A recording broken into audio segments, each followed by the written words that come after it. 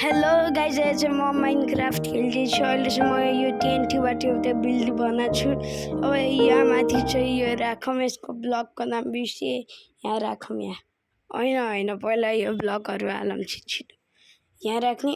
That यहाँ त राख्नुहुन्न भाइ। ल छिटो अहिले चाहिँ म होइन एकदमै धेरै बनाउने हो।